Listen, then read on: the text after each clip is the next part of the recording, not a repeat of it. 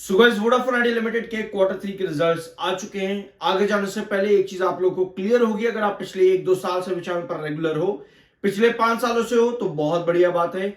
वो ये है कि कंपनी के वोडाफोन आइडिया लिमिटेड के केस में रिवेन्यूज या कंपनी के नुकसान या प्रॉफिट्स कितने हुए हैं, उससे ज्यादा मैटर करता है कंपनी का आरपीयू, या फिर कंपनी अपनी इन्वेस्टर्स मीटिंग में क्या अनाउंसमेंट्स करती है। तो वोडाफोन आइडिया के केस में इन दो मेजर पॉइंट्स पर आपका फोकस रहना चाहिए, रादर देन कंपनी के रेवेन्यू और प्रॉफिट्स के अलावा। ठीक है, नोट करना है इन दोनों चीजों को। कंपनी ने क्या किया है, कंपनी की इन्वेस्टर कॉन्फ्रेंस मीटिंग क्या होगी, उस पॉइंट पर भी आपका जो है नोटिस रहना चाहिए। ये है कंपनी के कंसोलिडेटेड रिजल्ट, सारी फिगर्स करोड़ में है। रेवेन्यू का कॉलम ये वाला आपका है, और यह है दिसंबर 2025, सितंबर 2025 एंड मार्च 2024। शुरुआत करेंगे हम कंपनी के रेवेन्यू फ्रॉम ऑपरेशन यानी कि टोटल इनकम। ठीक है, तो टोटल इनकम अदर इनकम मिला करके कंपनी की आती है कितनी, 11,516 करोड़, 11,516 करोड़ की। यह है कंपनी की टोटल इनकम, जो कि सितंबर में थी 11,297 करोड़ और दिसंबर 2024 में थी 11,367 करोड़ की। यानी आपको नजर आ रहा है यहां पर कि ईयर ऑन ईयर बेसिस पर कंपनी ने अपनी इनकम पर इंक्रीज दिया है। लगभग आप यहां पर देख पा रहे हो कि कंपनी ने 150 करोड़ के आसपास का इंक्रीज दिया है। ठीक है, 33, यस, 150 करोड़ के आसपास।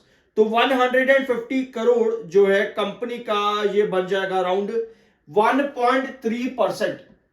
1.3% के आसपास का कंपनी का ये ग्रोथ है एनुअल बेसिस पर। ठीक है, एक चीज अच्छी है, नोट करना है यहां पर कि कंपनी की इनकम क्वार्टर ऑन क्वार्टर और ईयर ऑन ईयर बेसिस पर बढ़ी है, लेकिन ये ग्रोथ कितना है, 1.3%, जो कि अगर आप देखोगे सितंबर में था 2.40% का। इस बार कंपनी का ग्रोथ बहुत वीक आया है और इतना खराब ग्रोथ परसेंटेज कंपनी ने लंबे समय के बाद दिया है। लगभग 1 साल के बाद कंपनी का वीक ग्रोथ परसेंटेज है। इसके पहले तक कंपनी एटलीस्ट ऑन एवरेज 2.5% दे रही थी ग्रोथ, तो इस बार 1.3% ग्रोथ कंपनी ने दिया है, जो कि वीक है। बट अच्छी चीज ये है कि एटलीस्ट कंपनी के जो रेवेन्यूज है वो ईयर ऑन ईयर बेसिस पर बढ़े हैं, ऑल्दो पहले भी बढ़ रहे थे बट ग्रोथ वहां पर ज्यादा भी था। इस बार कंपनी ने ग्रोथ कम दिया है, 1.3% के आसपास। खर्चे कंपनी के कितने हैं, एक चीज आपको मालूम होगी कि वोडाफोन आइडिया अपने पीयर्स यानी कि जियो और एयरटेल के कंपैरिजन में ज्यादा खर्चे करता है। ठीक है, ये रिपोर्ट्स कहती हैं और ये मैं आपके साथ डिस्कस कर चुका हूं कई बार। टोटल एक्सपेंसेस यानी खर्चे 17,884 करोड़ के कंपनी के खर्चे हैं दिसंबर 2025 में।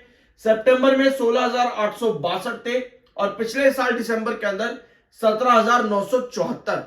तो खर्चे कंपनी के कम हुए, ये अच्छी चीज है। ईयर ऑन ईयर बेसिस पर कंपनी के खर्चे जो है वो कम हुए, ये कंपनी ने इंप्रूवमेंट किया है यहां पर अपने खर्चों के अंदर। ठीक है, प्रॉफिट बिफोर टैक्सेस देखने की जरूरत नहीं है, हम सीधा प्रॉफिट आफ्टर टैक्सेस पे आते हैं। तो नुकसान तो देखो कंपनी का रहेगा ही, कंपनी लंबे समय तक शायद प्रॉफिट में आती देखने को ना ही मिले। नुकसान कंपनी का कितना है, 5,286 करोड़ का नुकसान है। पिछले साल कंपनी का 6,609 करोड़ का नुकसान था और सितंबर में 5,524 करोड़ कंपनी ने नुकसान लिया था। इसका मतलब यह है कि कंपनी के लॉसेस भी क्वार्टर ऑन क्वार्टर बेसिस और ईयर ऑन ईयर बेसिस पर भी कम हुए। तो ओवरऑल मेरे हिसाब से ये रिजल्ट कंपनी का बढ़िया है। मतलब नुकसान में तो देखो कंपनी है ही, बट अल्टीमेटली कंपनी ने नुकसान कम किया है, ये अच्छी चीज है। रेवेन्यू ग्रोथ भी कंपनी का कम हुआ है, ये अच्छा साइन नहीं है, बट कंपनी ने एटलीस्ट नुकसान में कमी करी है, लॉसेस कंपनी के कम हो रहे हैं, ये एक अच्छी चीज है कंपनी के लिए। और इसका फायदा कंपनी के फंड्स पर भी पड़ सकता है, यानी कि फंड रेज पर। ठीक है, तो कंपनी ने अपने रिजल्ट्स में सबसे पहले अपडेट किया 9 जनवरी के बारे में, जो कि डॉट की तरफ से कंपनी को कम्युनिकेशन मिलता है एजीआर ड्यूज के फ्रीज ऑफ अमाउंट का, 87,695 करोड़ का जो अमाउंट फ्रीज हुआ। और रीअसेसमेंट के बारे में भी यहां पर कंपनी ने बताया यहां पर पहली बार, and that the said amount is however subject to reassessment in terms of letter dated 7 जनवरी। तो कंपनी ने रीअसेसमेंट की भी अपडेट यहां पर बता दी है। अब 87,695 इतना ही अमाउंट रीअसेस किया जाएगा। तो ये अच्छी बात है, कंपनी ने फाइनली कुछ बोला है आज के दिन। ये पॉजिटिव अपडेट है कंपनी की तरफ से। इसके अलावा आरपीयू जो मेजर फोकस आपका होना चाहिए, तो आरपीयू कंपनी का आया है 186 रुपीज पर, जो कि पिछले साल 173 का था। सो 186 रुपए का आरपीयू कंपनी लेकर के आ चुकी है और पिछले साल 173 का था, यानी कि ओवरऑल कंपनी ने 7.3% का जंप दिया है अपने आरपीयू में। 4G और 5G सब्सक्राइबर कंपनी के कितने हैं? 4G 5G subscriber base of 128.5 million, जो कि पिछले साल आपके थे 126 मिलियन के। तो यहां भी कंपनी ने 4G 5G सब्सक्राइबर बेस पर इंप्रूवमेंट दिखाया है ईयर ऑन ईयर बेसिस पर। एवरेज डाटा यूजेज कंपनी का कितना है? 26.7% कंपनी का जो है एवरेज यूजर डाटा बढ़ा है। तो ये रिजल्ट कंपनी के अच्छे, कंपनी ने ऑलमोस्ट हर सेगमेंट के अंदर इंप्रूवमेंट शो किया है। कंपनी ने साथ में अपने फंड्स के बारे में ही बताया। 3,300 करोड़ का कंपनी ने एनसीडी किया था, उसके बारे में यहां पर कंपनी ने इंफॉर्मेशन दी है। और एक अमाउंट और था यहां पर, इसको नोट कर लेते हैं एक बार। ठीक है, यस, क्लैम से कंपनी का सेटलमेंट हो चुका है, जहां पर 6,394 करोड़ वोडाफोन ग्रुप को मिलेंगे। तो ये भी कंपनी ने अपडेट दी है। और एनसीडी से तो कंपनी अप्रूवल्स कर ही रही है अपने फंड रेस को, जो कि कंपनी की सब्सिडरी से ही आते देखने को मिलेंगे। बाकी कंपनी ने यहां पर बैंक्स के बारे में कुछ नहीं बताया। ठीक है, तो ये कंपनी के रिजल्ट्स ओवरऑल। केपेक्स प्लान भी एक बार यहां पर देख लेते हैं। तो केपेक्स प्लान कंपनी का 2,252 करोड़ पर है एंड 6,448 करोड़। तो ये कंपनी का केपेक्स प्लान आया है अभी के लिए।